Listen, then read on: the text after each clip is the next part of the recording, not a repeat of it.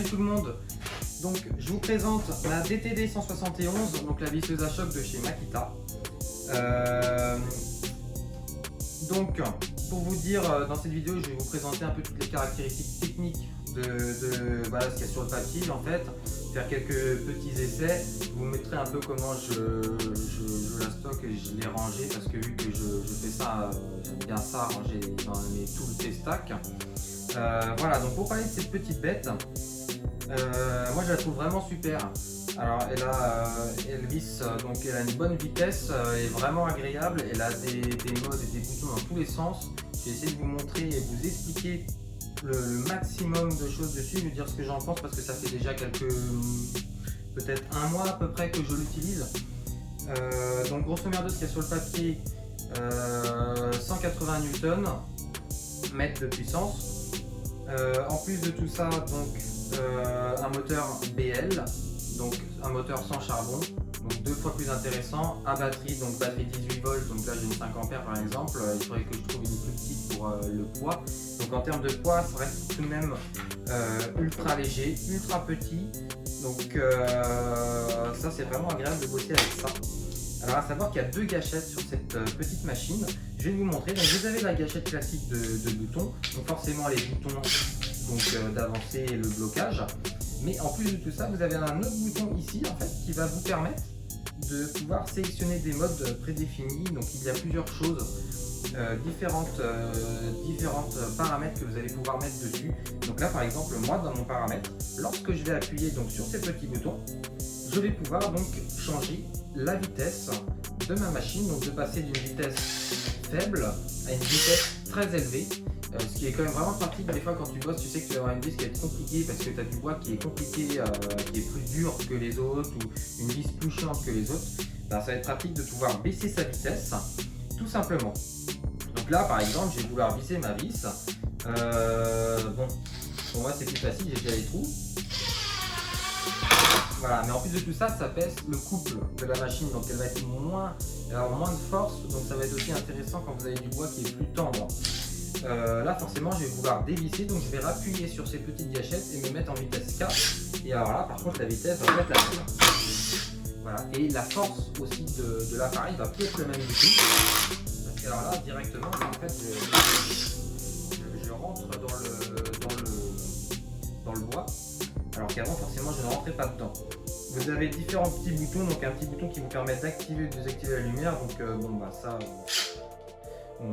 voilà, ça reste un petit plus. J'aurais aimé peut-être pouvoir paramétrer un peu plus la longueur, le temps d'allumage, le laisser plus longtemps ou moins longtemps, bon ça c'est pas le cas. Un autre bouton que vous allez pouvoir sélectionner, donc des modes prédéfinis automatiques. Donc là par exemple je vais sélectionner le petit, donc ça ressemble à un forêt ou une vis. C'est un mode qui va me permettre de visser une vis plus lentement et ça va accélérer vers la fin. En fait, ce qui va me permettre, bon vous ne le verrez pas je pense aujourd'hui, mais moi je l'ai vu sur des très longues vis, des vis qui sont complexes à visser, qui sont dans du bois dur. En fait au début elle va lentement, mais en fait après elle va accélérer. Là on ne voit pas parce qu'il n'y a pas le cadre dur. Mais quand vous avez du bois qui est dur avec une très longue vis, vous allez bien sentir qu'elle va accélérer à la fin, donc c'est un mode qui est intéressant. Après quand on passe sur un autre mode, il y a un mode de boulonnage.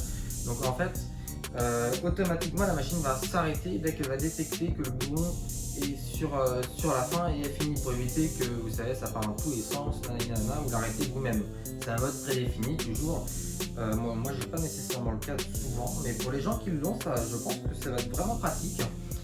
Donc au vissage en fait c'est vraiment le vissage pur et bête classique.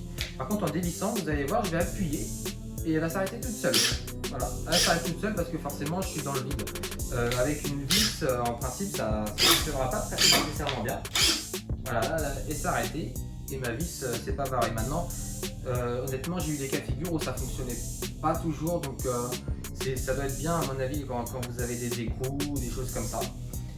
Bref, un autre mode, donc le mode T1, en fait, il va être pratique, il va être intéressant. Je m'en sers de temps en temps, ça permet de faire une finition plus propre parce que la machine va aussi automatiquement s'arrêter. Donc forcément, ça ne marchera pas sur des bois très durs ou si vous passez d'un bois tendre à un bois dur pour les fixer ensemble. Mais là, par exemple, dans le cas là, Ah voilà, elle s'est arrêtée toute seule là. J'ai toujours ma main, si vous regardez, appuyée, elle est arrêtée. Par contre, pour dévisser, c'est un dévissage classique. C'est vraiment intéressant en fait parce que ça nous permet d'avoir une finition propre. Elle va s'arrêter vraiment au bout du bois. Dans grosso merdo, la plupart des cas, bien entendu, j'ai eu des cas où dans du bois dur, toujours, où elle est un peu, où elle a un peu de mal en fait. Voilà, là elle s'est arrêtée et ma vis est bien mise, propre en fait. Donc, pour le mode, on a un mode 2, je sais plus du tout c'est quoi. En fait, il y a tellement de modes sur cette machine, je crois que c'est... je sais plus du tout c'est quoi, je crois que ça s'arrête automatiquement aussi. Non, celle-ci en fait, ce mode-là, maintenant je me rappelle, lorsque tu vas visser ta vis, elle va ralentir quand elle commence à choquer en fait, ce qui va être intéressant parce que ça va te permettre d'avoir une finition toujours plus propre. En fait, ces deux modes là sont des modes propres pour faire une finition plus propre et c'est vraiment un mode qui va être intéressant. Je m'en sers assez souvent de ces deux modes là et donc vous avez la possibilité de revenir directement en appuyant sur la seconde petit bouton au-dessus de la gâchette qui permet donc de changer de mode et d'être sur un mode plus complet.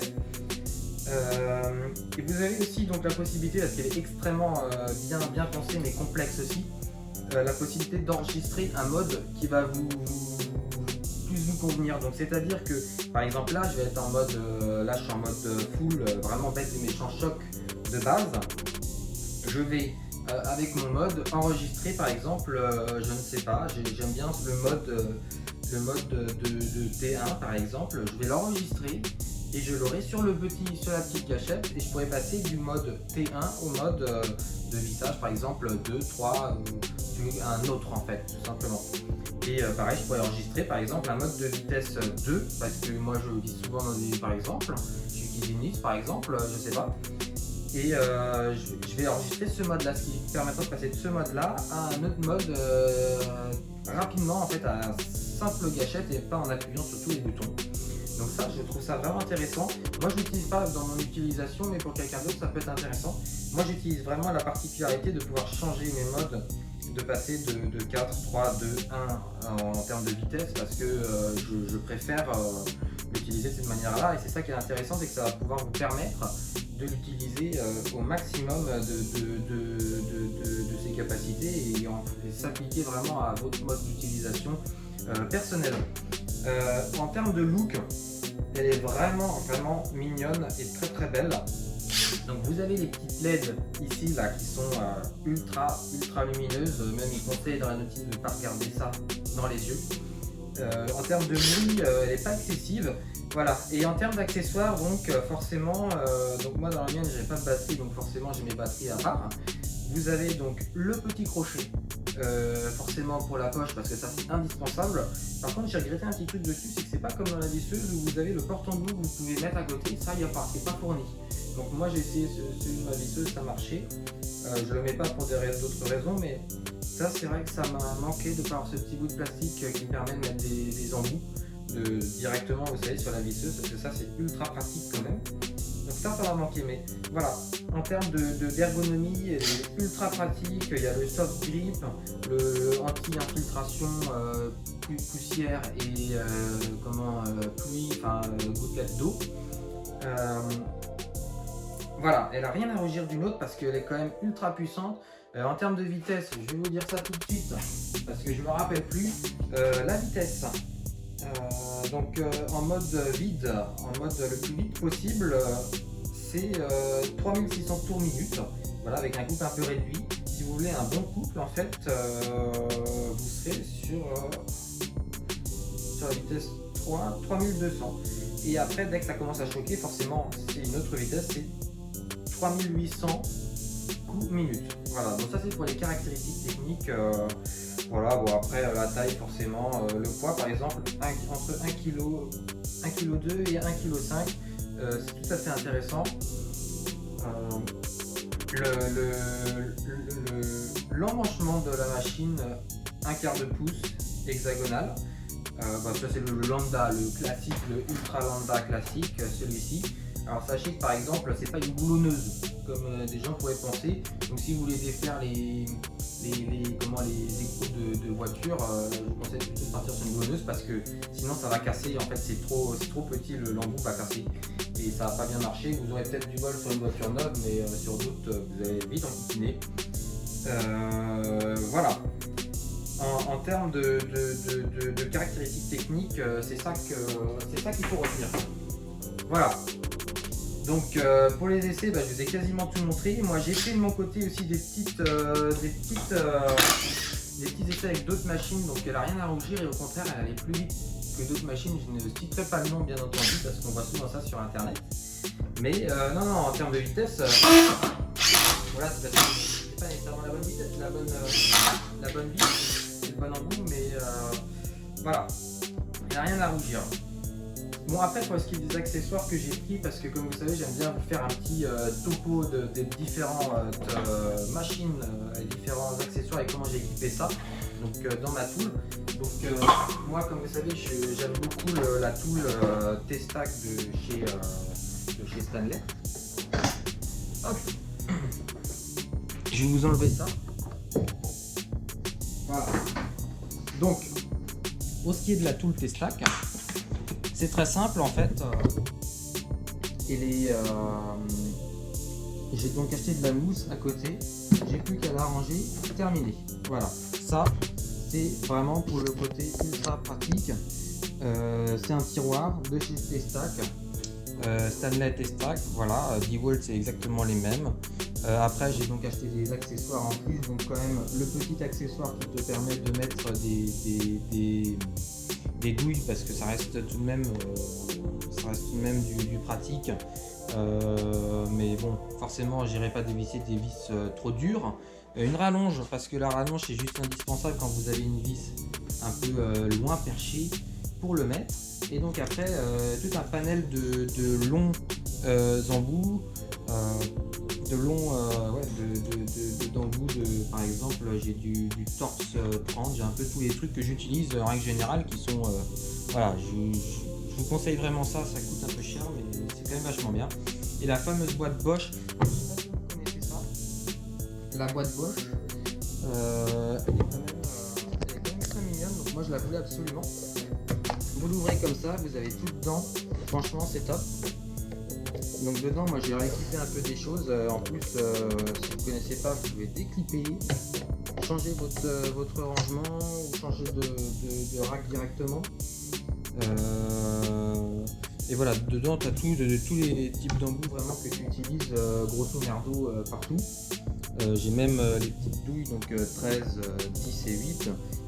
Aussi j'ai acheté ça, c'est pas mal, les petits forêts multi supports qui se mettent directement en fait sur la choc, donc sur la visseuse, petit porte-embout et puis voilà, grosso merdo moi je les trouve très bien. Alors par contre j'ai été déçu pas mal sur le T20, que j'ai déjà des T20 qui ont pété, qui ont cassé en fait assez rapidement en fait, donc je suis un peu déçu là-dessus, et même s'ils sont jolis, le T20 qui casse alors que ça fait 2 fois que, enfin ça fait 2 jours que je l'utilise, ça m'a fait un peu mal. Maintenant voilà, c'est dans du bois très dur, par contre, pour information. Voilà, là vous fermez, clac, vous rangez, voilà. Donc en termes de rangement, voilà, je pense que je vous ai fait le tour. Là c'est un tour assez rapide parce que c'est vraiment une visseuse à choc, une très bonne visseuse à choc, très rapide, que je regrette pas. Voilà, mais ça reste du lambda. Je vous la conseille, de toute façon c'est sûr. C'est vraiment l'indispensable de l'indispensable. Aussi précisé pour les gens qui ne connaissent pas les visseuses à choc, parce qu'il y en a. Ce qui est intéressant en fait dans la visseuse à choc comparé à une visseuse normale, c'est que forcément elle va commencer à choquer quand elle va avoir ça va être trop dur. Donc l'intérêt en fait c'est que ça va éviter que ton poignet, lorsque tu visses une vis, il se torde quand tu commences à avoir trop de demandes sur ta vis et ça fait mal au poignet au bout d'un moment. Ça risque de te faire mal au poignet forcément quand tu vas vieillir. Donc la choc c'est indispensable et il vaut mieux l'avoir tant que tu es jeune. En plus de tout ça, si tu as des vis un peu à la con, forcément c'est un peu réduit comparé à une perceuse visseuse comme on en a. Donc moi je suis passé assez rapide, j'ai préféré acheter ça assez rapidement parce que forcément je ne voulais pas me baiser les poignets toute ma vie. Et ça reste un beau joujou. que je vous conseille. Voilà, bref, au lieu de continuer à dire des âneries, je vous souhaite en tout cas de vous abonner si vous voulez, si ça vous intéresse. Je vais essayer de faire plus de vidéos. Et puis abonnez-vous, mettez un petit bout de j'aime si ça vous fait plaisir, un petit commentaire et tout, moi j'adore. J'essaierai d'y répondre en plus aux commentaires si vous avez des questions. Si j'ai oublié un truc, si j'ai dit des conneries, vous mettez un petit commentaire avec un petit smiley et puis voilà. Et puis bah du coup, bye bye et puis à plus pour une autre vidéo.